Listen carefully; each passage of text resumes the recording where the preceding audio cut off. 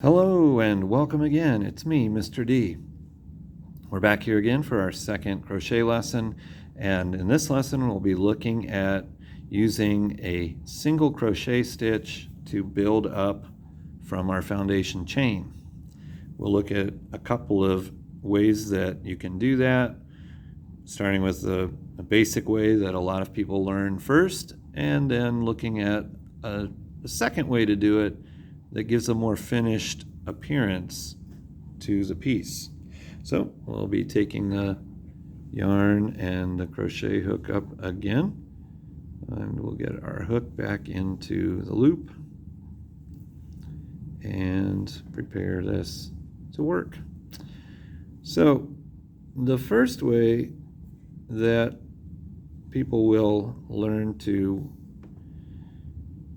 build up from this foundation chain is to take the end of the hook and push it into the top of that chain, the top loop of that chain, and you'll do very similarly in that you're going to be grabbing the yarn.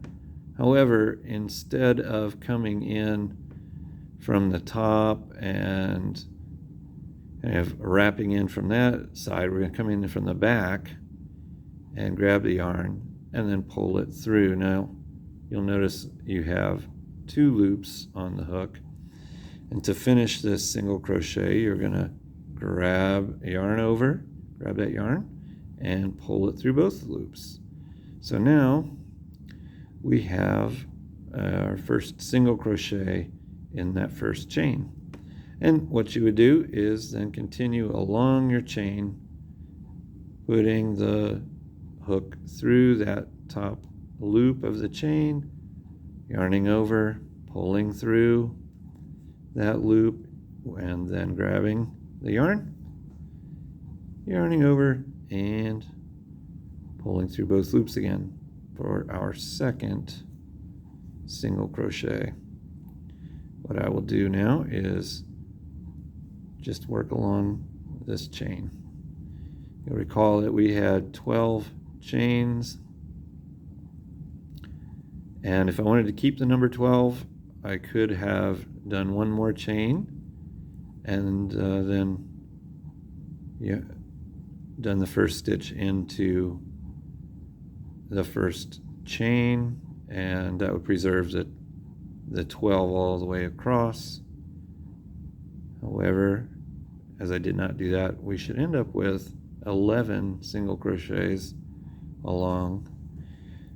And the number isn't too important if you're just kind of making something flat, like a scarf or something like that. However, if you're doing a pattern and you need to have a certain number of stitches across, you need to make sure you follow the directions if you are using some directions to make something, and they'll often tell you, do another chain or an extra chain so that you'll have a certain number of stitches.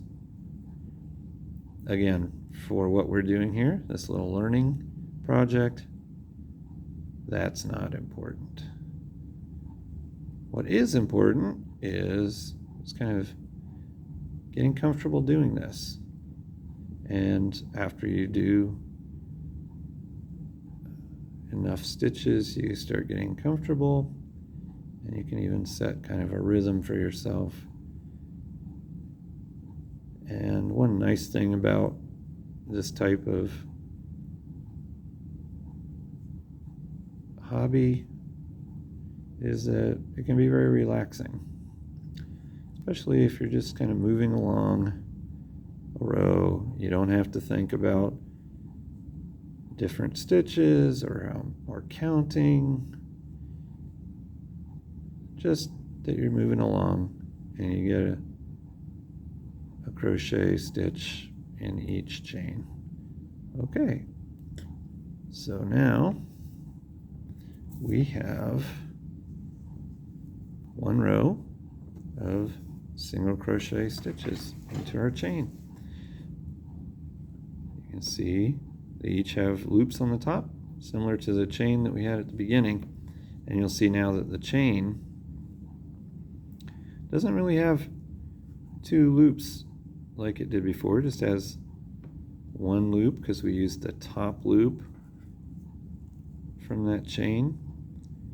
And so it's not a bad edge, but it doesn't look finished like the top. So that was the first method. That's probably the most common. And the next video, I'll show you the second method.